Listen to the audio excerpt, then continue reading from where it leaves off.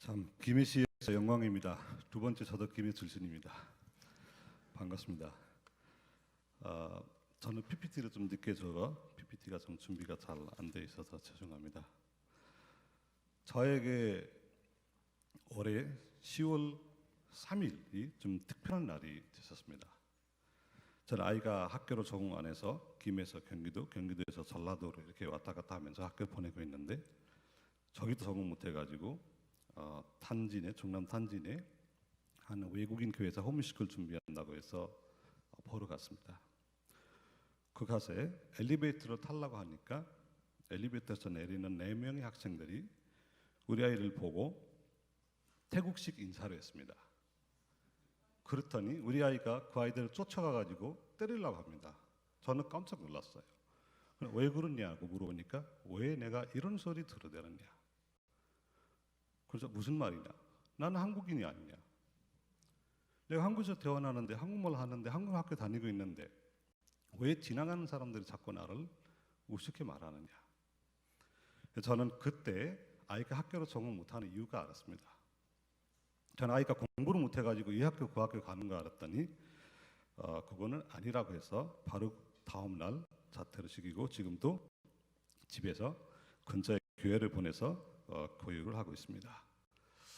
제가 이 얘기를 꺼낸 이유는 저는 이 한국 교회 외국인 사회 그 제일 1호라고 볼 때 거의 30년 전에 한국 교회에 가서 주님을 영접하는 사람입니다.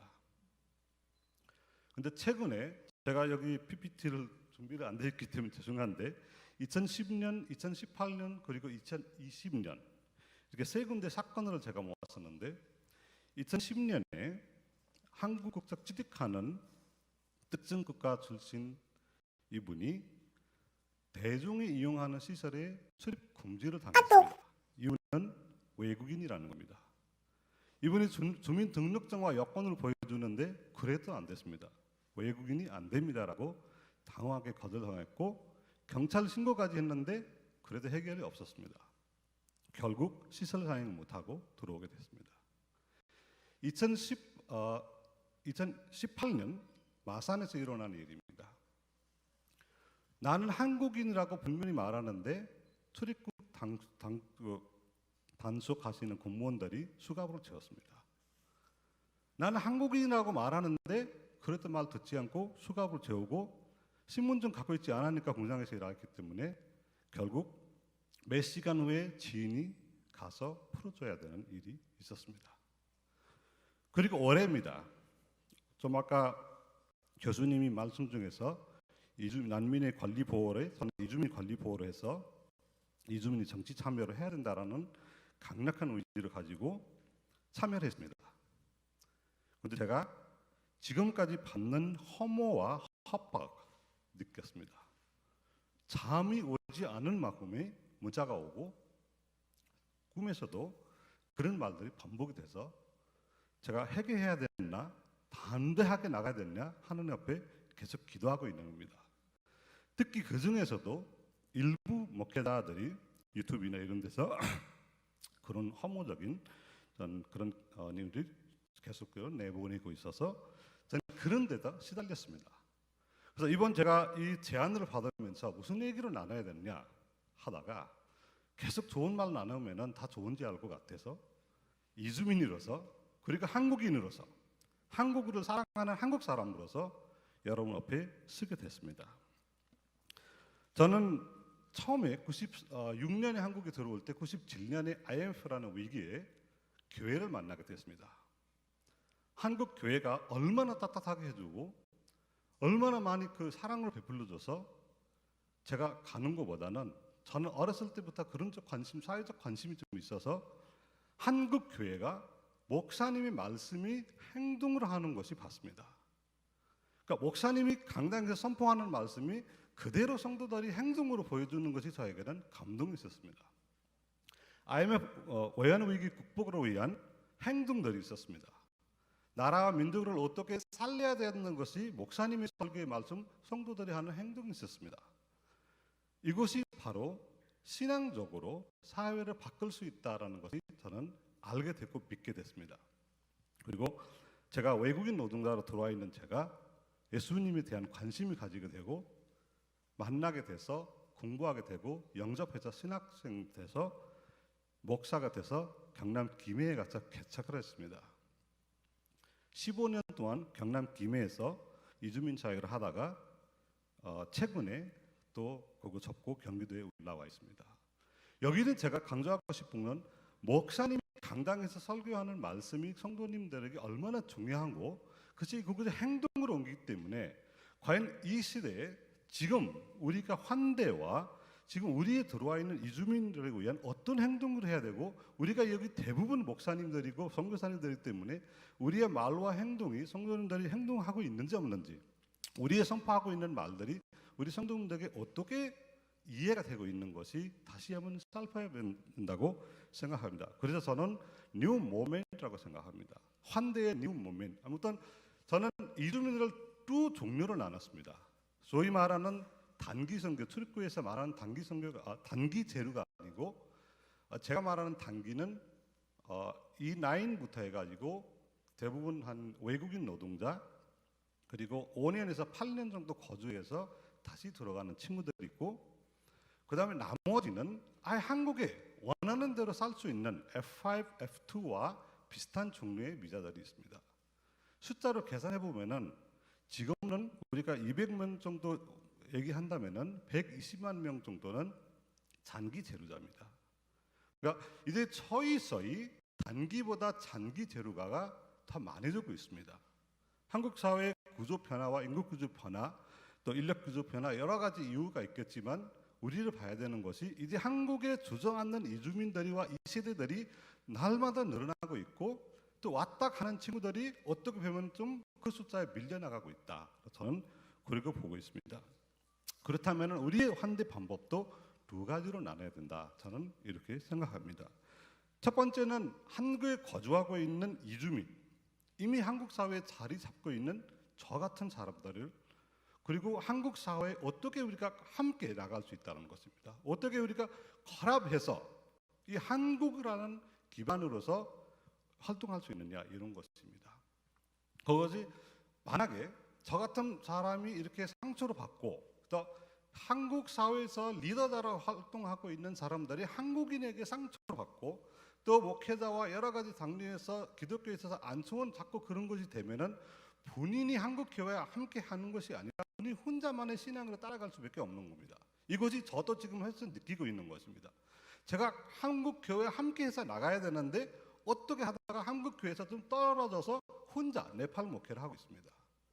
네팔 디아스포라 목회하고 있는 것이 저는 이제 혼자 연구하게 될 거고 네팔과의 교류하게 될 거고 신앙적인 바탕도 거의 비슷하게 돼서 한국 교회와의 또 차별이 될 수 있다는 것이 한국 사회에서는 나중에는 어떻게 보면 갈등의 요소가 될 수 있다는 것입니다. 그래서 선교와 선교 현장과 우리가 관심 가져야 되는 것이 이 혐오와 개월적인 차별에 특히 기독교인들이 더 많이 참여하고 있다는 것이 가슴 아픈 일입니다. 제가 받는 문자에 본인이 어떤 교회 출신이고 본인이 어떤 신앙이라는 걸 소개하는 분들도 있습니다. 그런데 그런 분들이 하는 행동이 보면은 어떤 신앙으로 그런 행동할 수 있는지 도저히 이해할 수 없습니다. 이 자리가 앞으로의 한국 사회를 혐오와 차별 없는 기독교인을 우리가 양성하고 교육하고 행동하는 그런 환대가 한국에 거주하고 있는 사람들에게 중요하다고 생각합니다. 왜냐하면 그 나라에서 오는 후배들이는 오는 선배들이 모델을 볼 수 있습니다. 첫 번째 27년 전에는 제가 먼저 한국 사람 만났으면 지금 오는 이주민들은 자기 국민들이 먼저 만나게 되어 있습니다. 이 나라에서 먼저 와서 정착하고 그 활동하고 또 여러 가지 조금 알고 있다라는 사람들에게 찾게 되고 근데 그런 사람들에서 영향을 받게 됐기 때문에 우리 순에서 멀어질 수 있습니다. 제가 97년에 교회 갈 때 방글라데시에서 오는 이슬람 친구가 저를 데려갔습니다. 지금은 상상도 못하는 겁니다. 그래서 내가 물어봤어요. 왜 교회를 갔냐고. 아주 잘해준다는 거예요. 뭐를 잘해준다는 거 물어보니까 그냥 얘기도 해주고 밥도 주고 놀러 가기도 하고 말도 잘해준다는 거예요. 그래서 저도 사람 만나기 좋아하는 사람이니까 쫓아갔어요. 그 친구 이름 저 지금도 기억나요. 모하mm드라는 친구예요. 지금 와서 생각해보니까 지금 과연 이슬람 친구들이 우리를 교회에 가자고 얘기할 수 있을까요? 이미 목사님 많이 말씀하셨지만 지금은 절대 안 갑니다. 오히려 간다고 해도 방해할 겁니다. 우리 사회가 더 좋아져야 되는데 저희 더 멀어지고 있다, 더 갈등이 하고 있기 때문에 첫 번째는 장기 체류하고 있는 외국인으로 위한 우리의 대책이 필요하다, 저는 이렇게 강조를 하고 싶습니다. 두 번째는 단기입니다. 단기 말하는 것이 외국인 노동자로 들어와 있는 친구들입니다. 우리가 소위 말하는 코리아 드림이라는 것이 누구나 다 말할 수 있는 단어입니다. 과연 코리아 드림이 뭘까요? 한국에 와서 그냥 한국에서 잘 일하면서 한국에서 다치지 않고 일하고 월급 받고 성공하는 것이 코리아 드림인가? 아니면은 한국을 기반으로 해서 본인 나라 귀국해서 그 나라에서 잘 사는 것이 코리아 드림입니까? 저는 코리아 드림은 한국에 와서 2년만 일하고 나가서 네팔에서 사업하려고 코리아 드림을 꿈꿔왔었습니다. 저에게 코리아 드림은 한국에 이제 30년 이상 살겠다는 건 전혀 아니었었습니다. 그 저와 비슷한 많은 이주민들이 한국에 와서 주저앉으려는 것이 꿈도 꾸지 않습니다. 이 불가능한 것입니다. 아직은 한국 이민이라는 것이 없습니다.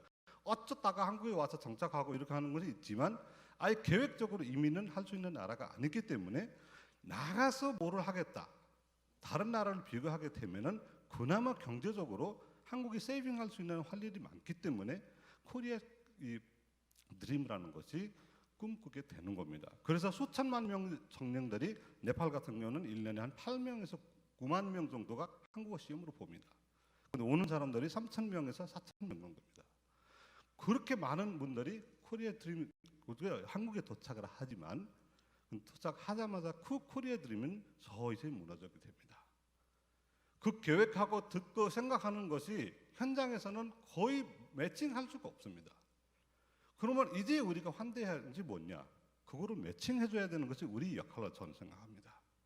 그분들이 한국에 와서 5년, 6년, 7년, 8년 거주할 때 그분들이 그 수고가 헛되지 않게 다시 재정착할 수 있도록 해줘야 되는 것이 우리 한국 교회의 역할이라고 저는 믿습니다. 그래야 진지한 코리안 드림이 일어날 수 있고 교회와의 교류를 돼서 신앙인으로서 그 사람들이 구입하게 되면은 저는 그런 사례를 경험하고 있습니다. 저는 김해에서 이주노준자 기술학교라고 운영했습니다. 김해시에서 보조금 받아서 사업을 해왔습니다. 지금도 하고 있습니다. 제가 일단 저기 떠났지만 다른 분들이 하고 있습니다. 근데 여기서 기술 교육을 하면서 이 친구들이 나가서 그 배웠던 기술을 사업을 하고 있습니다. 우리가 한국에 와서 일하는 것이 공장에서 일하는 기술은 나가서 할 수 없기 때문에 그 나라에 필요한 기술이 뭘까? 나라마다 다 다를 수 있죠. 네팔은 농업이 많기 때문에 저희가 농업 기술을 가르쳐주고 있고 자동차가 막 들어가기 때문에 자동차 수리를 가르쳐주고 있고 요즘에 바리스타 커피가 유행하기 때문에 커피에 관련되는 교육을 하고 가서 커피숍 운영하는 사람이 있고 자동차 정비 공장을 하고 있는 친구들이 있습니다. 이것이 한 사람이 하게 되면은 다른 사람도 그거를 꿈꾸게 되고 나가서 재정착할 수 있다라는 것이 저희는 이제 행동으로 통해서 보여줬기 때문에 더 많은 기회들이 줄 필요가 있고 특정인에게 뭐 맞추는 거 있겠지만 대중적으로 그 나라와 그쪽에서 오신 분들이 어떻게 하면 재정착할 수 있느냐. 제가 이 영화로 봤습니다. 국제시장이라는 영화로 봤습니다. 너무나 감동되고 저는 네팔 친구들에게 국제시장을 다 보라고 한 번씩 얘기를 합니다. 국제시장은 비엔남 가는 그 친구의 목적이 있었습니다. 가게를 살려야 되는 것이 목적이 있었습니다. 나갔다가 와서 그 가게를 다시 살리고 다시 또 장사를 할 수 있는 그런 이 꿈을 잊지 않고 계속 활동하는 것입니다. 그런데 한국에 와 있는 이주민들이 그 꿈을 와서 살아줄 수도 있고 새롭게 변신할 수도 있고 또 상처로 여러 가지 면에서 자살할 수도 있고 네팔은 자살 국가, 외국인 노동자 자살 1위입니다. 그런 여러 가지 자살감이 할 수 있기 때문에 새로운 꿈을 꿀 수 있도록 한국 교회가 역할을 해줘야 된다는 것이 저는 오늘 이 세션에서 나누고 싶은 말씀입니다. 여러분 성경에 보게 되면은 우리가 아브라함부터 시작해서 파울까지 보면은 하나님이 아브라함에게 또 특정 목적을 주셨습니다. 그리고 모세에게도 역할을 주셨습니다. 바울에게도 그런 역할을 주셨습니다. 그런데 예수님이 제자를 부를 때도 나는 너를 사람 잡는 어부가 만들겠다고 하셨습니다. 우리도 우리가 신앙유자 하나님과 함께 너 들어가서 잘 살 수 있도록 도와주겠다라고 선포하게 되면은 이주민 전교는 더 발전할 수 있다고 믿습니다. 감사합니다.